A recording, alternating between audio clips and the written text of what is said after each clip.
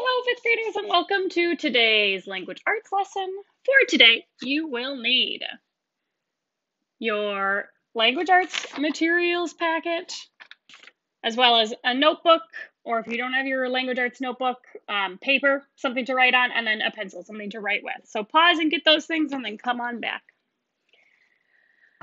Our objective today is really going to be kind of reviewing content for this test that's coming up on Thursday, as well as practicing, doing some practice. So I'm glad that you're here.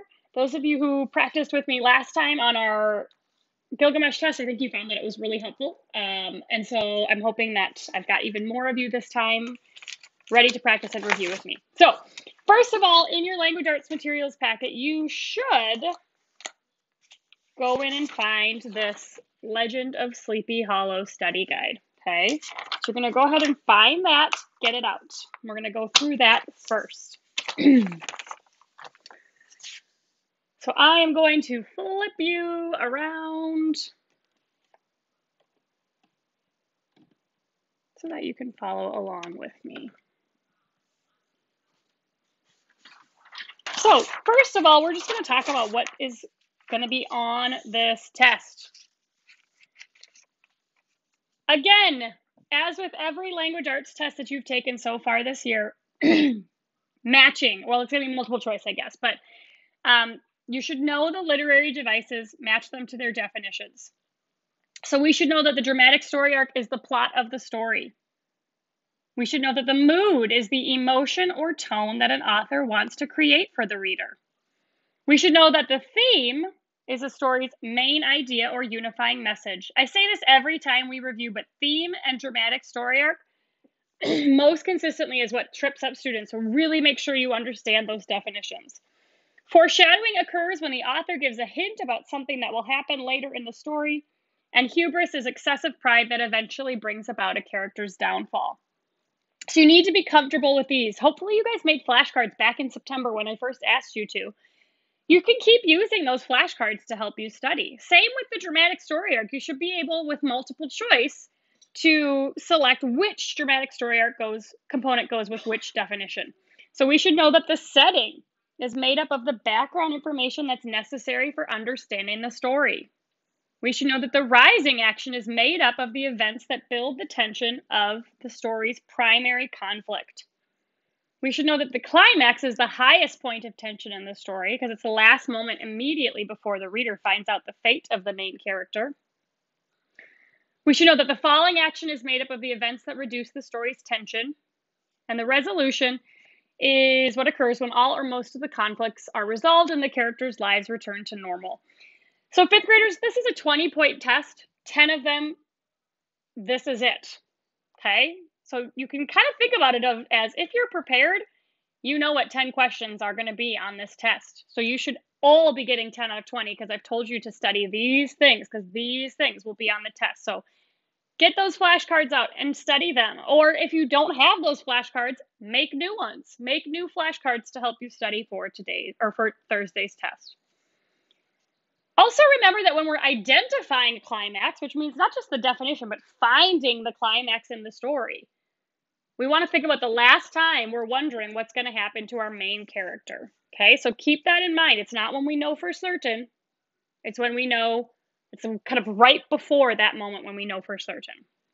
Okay, I have this information about legend. However, this is not actually going to be on the test. I originally thought it would, but it's not. So if you want to just keep that in mind, you could cross that out. This will not show up on the test, this legend information. Okay. Okay, inference. This should be really fresh on your mind because this is what we did yesterday for our work. Okay.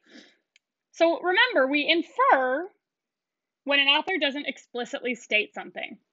Okay, so the example I talked about in the video yesterday was that one of that conversation where Ichabod goes in to talk to Katrina, and he comes out feeling very dejected, okay?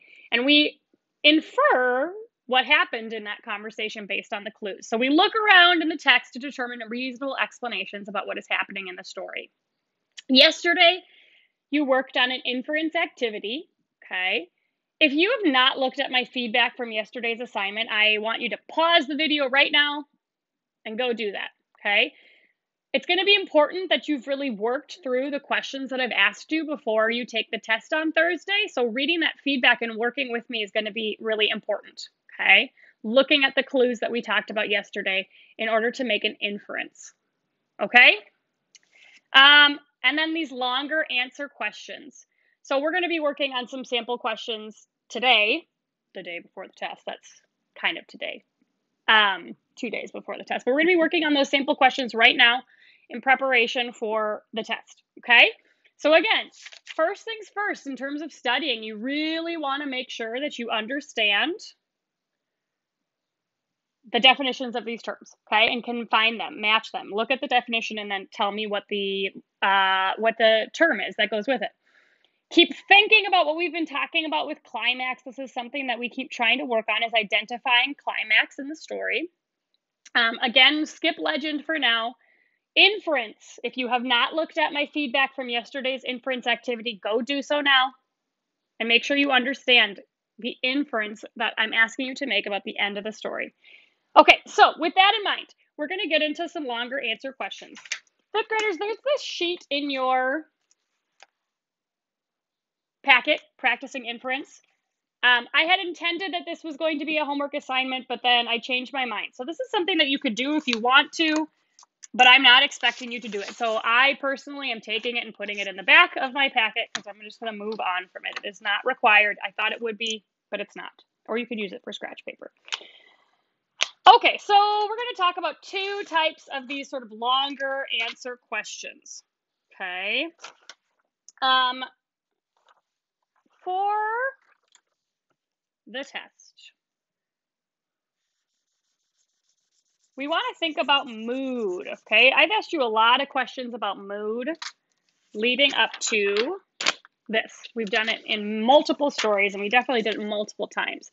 So one thing that I want to just talk about is with mood, I want you to go back and look at some of those homework answers, okay, that we've talked about while we're reading mood.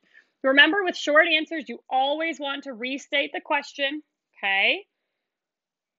And remember also you want to state the mood, okay? So some of you guys have been kind of commenting on your work that you've been writing things that probably aren't moods. Remember that a mood is like an emotion, so it should be something that we can feel.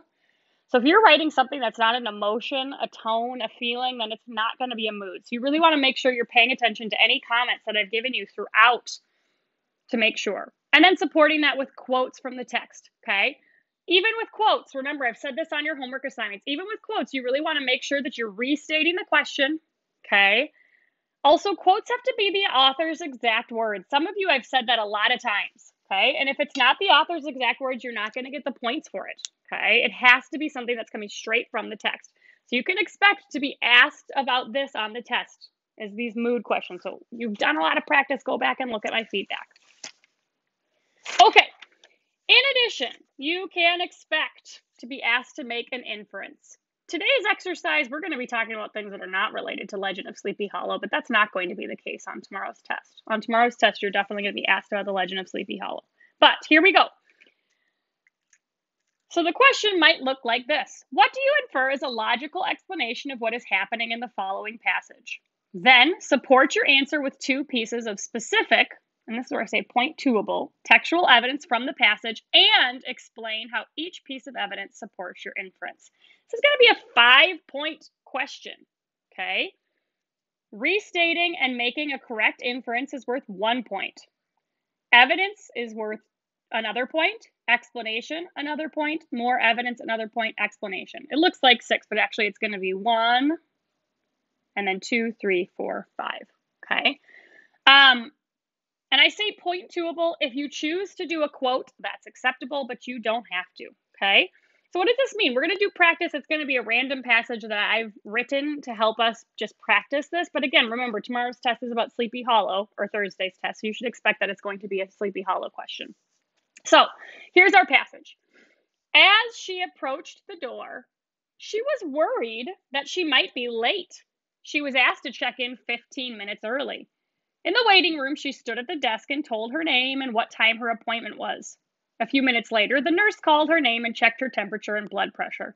She was glad she made it on time. So, first thing we need to do is restate the question, okay?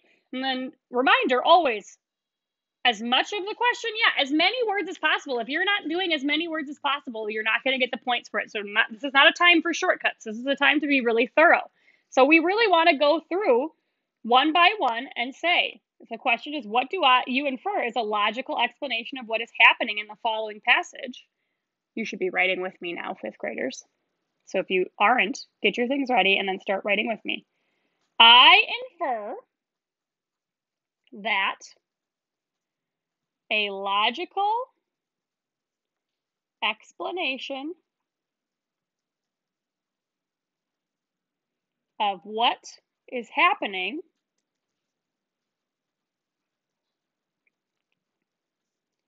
in the following passage is, so that's our first step, is just making sure to restate the question. Okay. Next, we want to finish the sentence. What do we infer that this is a passage about? Again, we're not told, and now she's at the blank, but we have to make an inference about it. So where do we infer that this is taking place? So hopefully you're thinking like a doctor's appointment, right? So I infer that a logical explanation of what is happening in the following, passage, I didn't write passage. Passage is that someone is checking in at the doctor or something like that, right? Your words don't, I mean, if your inference maybe was slightly different, that would be okay. Okay, but this is our first point. This is 1 out of the 5 points that we could earn. Okay. So now, one piece of evidence that supports my inference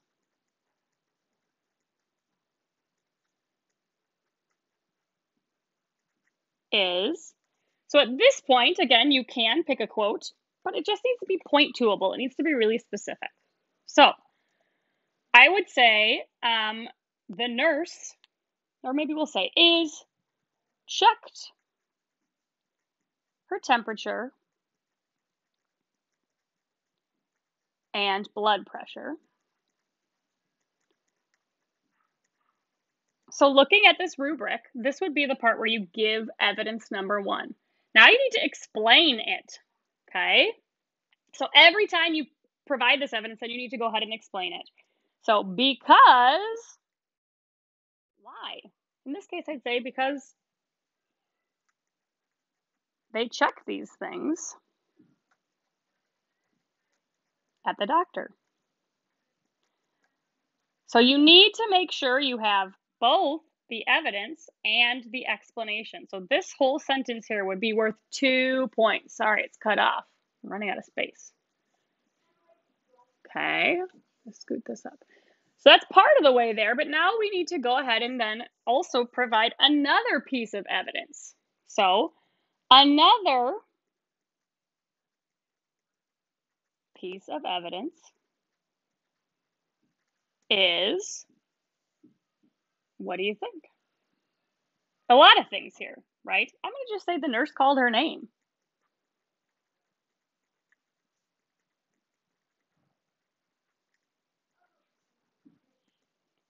Because, so again, the evidence is 1 point and then another point. Because nurses call you back for a doctor's appointment.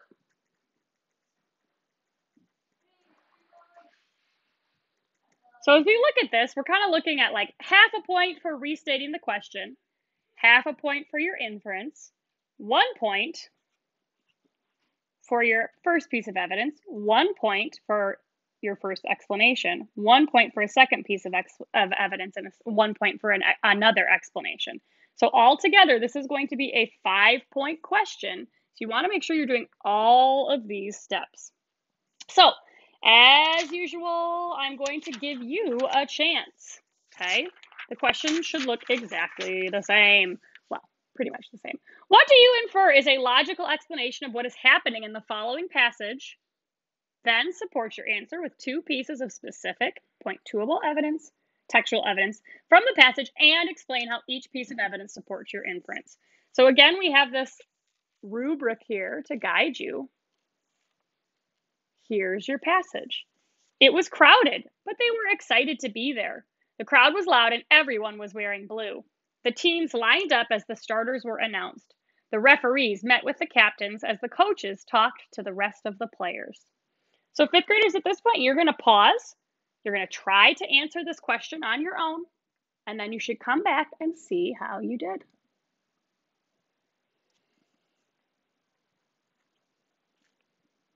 If you have not paused and written the answer, you need to do so now. Those of you who have, we're going to check and see how it went.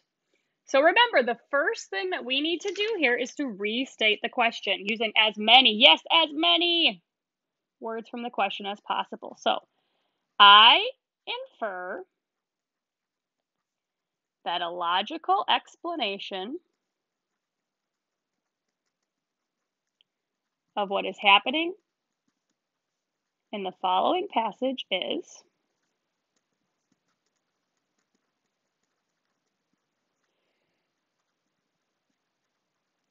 so that's worth half a point. So we have to make an inference, right? So what did we say?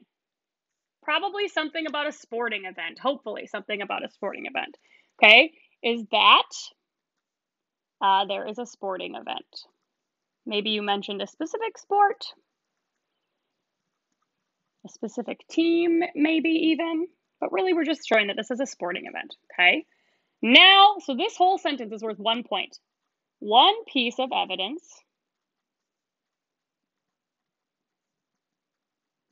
that supports my inference is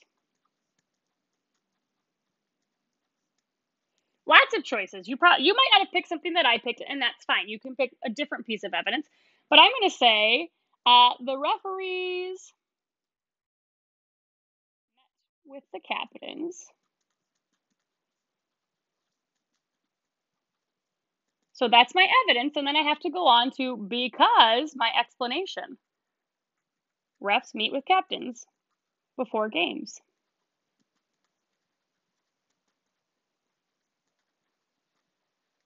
And maybe if you picked a specific one, a specific sport, refs would be your indication, right? Whether you have an umpire or a ref would dictate some sports. Okay, and then so this is worth 1. So 1 point here, 2, 3. Now another piece of evidence is, let's just say everyone was wearing blue. So that's my 4th point, because people wear their team's colors to games. So 5. Okay, so check. Do you have a restatement of the question with an inference?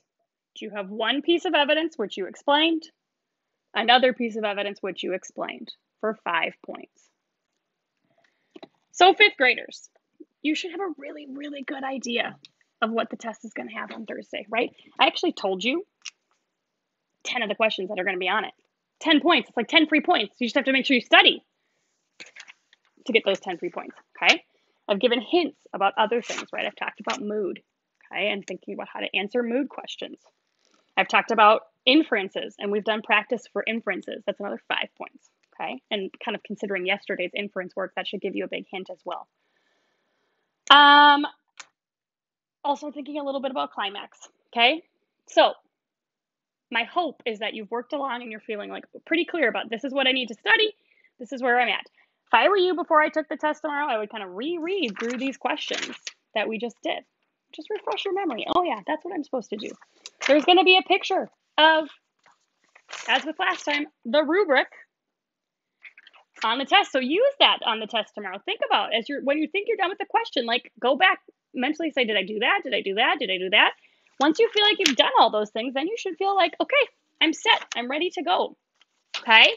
So your homework today, and then you have Wednesday as well as to study. That's really like 2 nights, 2 days that you can use to really, really study and be prepared for Thursday's test. As you're studying, if you have questions, of course, let me know. We can talk about it a little bit. Okay, but my hope is that you're ending today's lesson feeling clear, crystal clear about what it is that you're going to do to study for the test. Okay? Let me know if you have questions. Good luck.